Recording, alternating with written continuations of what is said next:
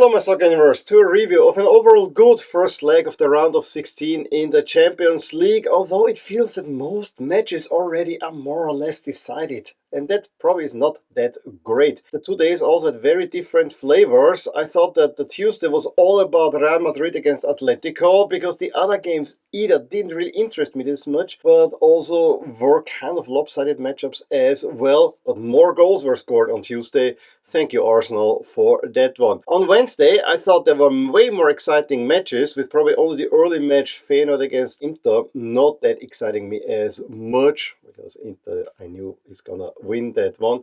However, the other three were quite exciting, and again, feels like they're already pre-decided, although I would argue that PSG is not out of that one as well.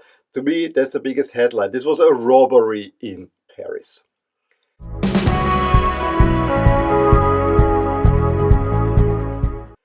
Let's talk about the winners and losers of this round of 16 first legs. To me, the biggest winner are the Premier League teams. 3 away wins for the Premier League teams, however, of differing qualities.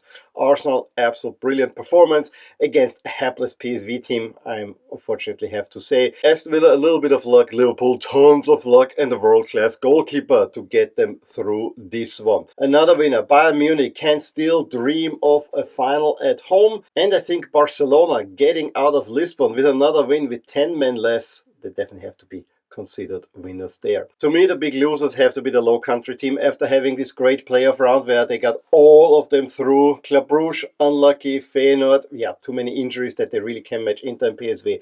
Absolutely hapless. Those are the 3 big losers. And I would argue even that Dortmund is one of the losers. Has to be also that Leverkusen. I mean, what was that? I think the biggest loser is us. Because let's face it, we know more or less already who will move on. There are just a couple of games that are yet to be decided. I'm happy to say that one of these is the marquee matchup. And yes, PSG lost at home to Liverpool, and Liverpool at Anfield is a different animal. However, the way PSG are playing and were playing, if finishing doesn't let them down, or better, if Alisson doesn't step up and put in a world-class performance, I think that PSG are not out of this one.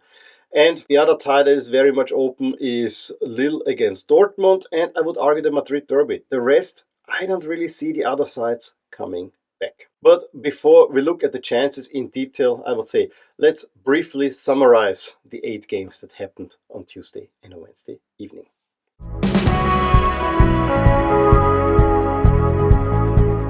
Villa started the round of 16 with a 3-1 away win at Club Brugge, and despite them dominating probably the first 10 minutes or so and taking a lead through Leon Bailey after a deep ball in that is then headed by Tyrone Mings towards Bailey, who just one-times it into the net, that win was lucky, because Kuipers equalizes after a nice Solis assist already in the 12th minute, and then more and more the game got into the hand of Club Brugge, who dominated the game and created also a few chances that they just couldn't put home. I mean, there was one, especially in the second half, that went wide. There was a header by Van Aken. There was potentially a handball by Mings. I don't think it was one. However, it did not look good for Villa, and Unai Emery reacted with a quadruple substitution, the 64th minute, where he brought on Asensio, Ramsey, Cash and Camara. And even then, the game did not really change in their favor, except on the scoreboard, because it was a Rogers cross in that Mechele then deflects into his own net in the 82nd minute, and then Solis gives away a penalty where he really cannot do much. I mean, he takes down the ball, turns around, and Matty Cash is there. It's a foul, unfortunately, by the rule book, and Marco Asensio steps up.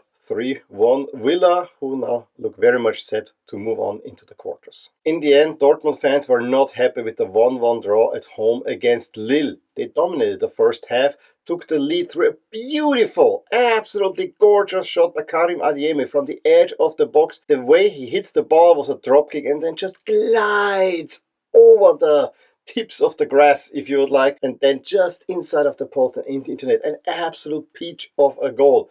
And Dortmund had more chances and Lille did not show much. However, in the second half, Lille made the adjustments. Dortmund probably felt that they can let it go a little bit because they have the game in the bag. And yes, the game tilted then towards Lille. And then the goal comes through the middle of the defense. Jonathan David playing on to Haraldsson, 68th minute, is the equalizer. And then a whole lot of nothing to talk about. It ends in a 1-1 draw. PSV may have been hoping for another magical night in Eindhoven, however, they were completely taken apart by Arsenal. It started so well for them. In the 16th minute, it was Sabari who had an open net and only hit the crossbar. 2 minutes later, Rice runs into the box, cross over on the other side, and Jurien Timber, the Dutch guy of course, heads it in for the 1-0. And that shocked PSV already. And then just 3 minutes later, Luis Skelly is dancing in the box, finds Manieri, and 2-0 Arsenal. And a big example of how PSV were absolutely not up to the task defensively. Look at the third goal where 3 PSV defenders are just surrounding one Arsenal player, cannot get the ball away, although they have most of the time the ball. And it's just Miguel Merino who steps in and said, well, if you are not getting the ball away, I just might put it into the net. 31st minute is 3-0 Arsenal. Little hope. There was a penalty foul by Partey on De Jong, and Noah Lang in the 43rd minute pulls one back. However, Arsenal really did not ever let this one get tied. 47th minute, Ødegaard already makes it 4-1, and then just a minute later, Trossard runs in on goal, and Benitez, who already didn't look good on Ødegaard's goal, lets in another one. After 48 minutes, the game was done. It settles down a little bit. Benitez makes another error after an Ødegaard shot that he really should have done better. 6-1. And then Calafiori, Ødegaard assist, runs through the middle of the PSV defense to add a 7th goal in the 85th minute. Never has a team in the Champions League won away from home by such a high margin in the knockout stage. And so the one truly tight clash on Tuesday was, of course, the Madrid derby, and even that could have gone out of whack early. It was the deep balls to Rodrigo that were the weapon of choice for Ancelotti's men, and so one such deep ball through Valverde onto Rodrigo, who then dances past a few defenders, nicely curled shot in, 4th minute. Real Madrid have the 1-0 lead, and then a few minutes later, another deep ball, this time by Rüdiger, and again it's Rodrigo running into the box. However, he's brought down, kind of defender holding onto the arm, but Rodrigo also takes that and wants that penalty. I was surprised that they didn't even have a look at it, but it was not given in the end. However, the longer the game went, the more Atleti settled into the game and got a little bit more on level terms. However, the equalizer was a piece of individual brilliance by Julian Alvarez, who just gets the ball at the edge of the box, dances a few steps into the box and nicely crossed the shot in 32nd minute. Again, the near side of the TV screen, and all goals came on the near side, because right at the beginning of the second half, it is Brahim Diaz who dances through the Atletico defense. It's a dribble, but it's not a beautiful dribble. I mean, it's just tight ball control. Sometimes the bounces come towards him, and then he just guides it into the net for the winning goal. Why the winning goal? Because I felt that Atletico Madrid, though having 2-3 good opportunities, felt content with that result. You know, you're not leaving the Bernabeu with a huge hill to climb, although it could have been there, because in stoppage time Mbappé misplaced a ball to Vini, who was standing free in front of goal, and then Luka Modric on the rebound could also not get it in. And so, all to play for at the Metropolitano. Inter shows City rivals Milan how it's done in Rotterdam. They win easily 2-0 despite Feyenoord having a few early chances. However, Inter then just held tight, did not create that much, but took control of the game, created a few chances, and the first real big one was then converted by Thuram after Barella cross in the 38th minute. And from that moment on, Feyenoord, I don't want to say fell apart. They have many injuries, but they were not really up to the task. And so in the second half, a Zielinski shot is blocked, falls back to Zielinski, plays it over to Lautaro, 50th minute, 2-0 for Inter. Yes, there was a big chance for Feyenoord where they just hit the top of the crossbar, but there was also a penalty. Was it really a penalty? That Zielinski sees saved by Wellenreuter. Inter then shut it down and get out with a 2-0 win that should see them through to the next round. Not only the stadium in Munich was rocking, especially ahead of the kickoff, but the home team as well, who easily disposed Bayer Leverkusen 3-0 at home. And it could have gotten even worse because they twice hit the woodwork as well, once in the first, once in the second half. And thus, Xabi Alonso for the first time loses a game against Bayern Munich as coach of Bayer Leverkusen. And they were never really in the game. I mean, the biggest chance came through Frimpong after a bad Upamecano back pass in the 13th minute, where Neuer stands tall, and that was about it. Everything else was all Bayern Munich. The first goal by Harry Kane was actually pre-assisted by Harry Kane, who gets the ball in midfield, plays out to Olise, who makes a run, cross in. Harry Kane wills it with the head over the line. Also, you have to blame Xabi Alonso for the changes that he made to the lineup, because Nathan Taylor and Patrick Schick, who did so well on the weekend, were not playing. And then you also rotate the goalkeeper. You bring on Kovac instead of Hradecki. And Kovac then made a huge mistake after a long ball in by Kimmich. He jumps up and lets it fall. Falls to the feet of Musiala, who is going through two defenders who thought that the ball is clear. It's 2-0. Mukiele is sent off with a second yellow card. Then Tapsoba hugs Harry Kane in the box. Penalty. Harry Kane converts 3-0. And for Bayern, the dreams of a final at home, another final at home, are still very much alive. It was not the classic from a few weeks ago between Benfica and Barcelona, although it started out well and was down to the goalless that prevented early goals from being scored. However, the game took then a turn when Pavlidis runs onto goal and is mowed down by Kubarsi just before the box. It's a straight red card for Kubarsi. Never got the ball, even though he claimed he did. And then Benfica were just too harmless to really break down Barcelona. Created chances, but nothing really tangible, I would say. Or if it was tangible, the shots were just too weak. And so in the end, it's a bad pass by Silva out that Rafinha intercepts, runs onto goal, and from far out takes a shot. Probably Trubin could have saved. It's 1-0 Barca. Late on, there was a penalty given after a foul on Belotti, a clear foul on Belotti. However, an offside in the build-up also denied that. Benfica just not effective enough in the box. And Barcelona, credit where credit is due, did not decide to play the high-stakes game by having a high line. No, they actually tried to shut the game down and get out of this visit to Lisbon with at least a draw. And they got the win. Over in Paris, PSG showed that they're one of the informed sides in Europe, and how they did not win, but actually ended up losing this game, is a tale as old as football itself. Plenty of chances created. Liverpool were not on the field, and it's only down to an absolutely stellar performance by Alisson that Liverpool actually were still in the game late on. A goal by Kvaratskhelia was disallowed for an offside that in old times before we had VAR would never have been given, because it's just a little bit of his knee that is ahead. This is the type of offside that still irks me, but I guess the technology is there, so you gotta give it. And also that Konate was not sent off when he pushed on Barcola in the box is also beyond me.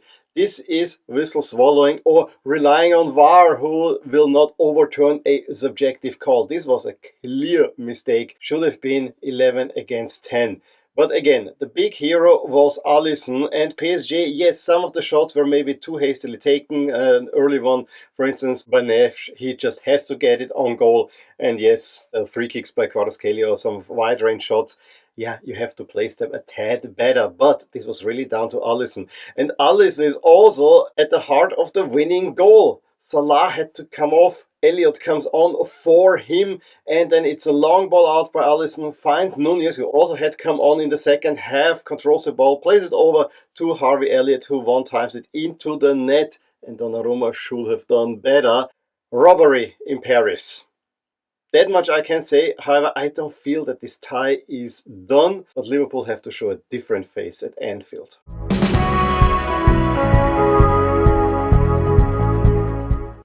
So by my model, the chances of moving on, Liverpool on an 83% favorite. Yes, and a away win at PSG does it. As I said, I don't think the PSG are out of it. It's the one tie where I'm saying my model is probably too lopsided on Liverpool. Barcelona, 87% also against Benfica. Sounds about right. Inter, more or less through against Feyenoord. Arsenal, of course, I mean, they can play the kids and still would move on. I would say they can even go under 17 probably and still move on. Atletico against Real Madrid, yes, it is advantage Real Madrid. However, Atleti at home might be a different proposition, but they have to beat Real Madrid and hope maybe for overtime or penalties even.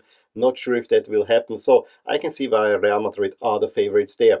Leverkusen overcoming a 3-goal deficit against Bayern Munich, highly unlikely. Then Lille against Dortmund, that one is open. That's a draw. Dortmund have improved over the past week or so, so that might be open. And then Villa are also more or less through against Club Brugge, meaning that we can look already forward to the following quarterfinal ties. Villa will take on the winner of the PSG-Liverpool tie. We have the winner of the Madrid derby taking on Arsenal. this will be a steep test for Arsenal, I would say. Barcelona will play against the winner of Dortmund against Lille, and then we have probably Bayern against Inter in another quarterfinal. That is an absolute classic of Europe, so that one sounds kind of enticing. And let's see if Inter will trip up Bayern on the way to a final at home. Unbelievably, looking at the chances of winning a tournament, Liverpool, because they have another huge advantage over PSG, are suddenly the favorites again over Arsenal. I just don't see why this would happen based on this performance. But yeah, I can see it from a mathematical point of view. Inter, Barcelona and Bayern move up. Real Madrid still have a little hill to climb. And Aston Villa, of course, also have to go into the top 8 because they're more or less through as well.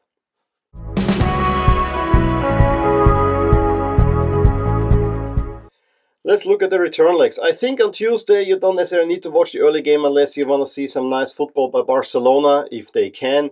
But then I think it's all about Liverpool against PSG, although every one of these games has a clear favorite. On Wednesday, probably the slightly better evening, but you have to only focus on 2 games as well. Lille against Dortmund. That's the early slot, and that's probably the most exciting one. And then, of course, the big Madrid derby, and that will probably produce the highlights that everyone will be talking about.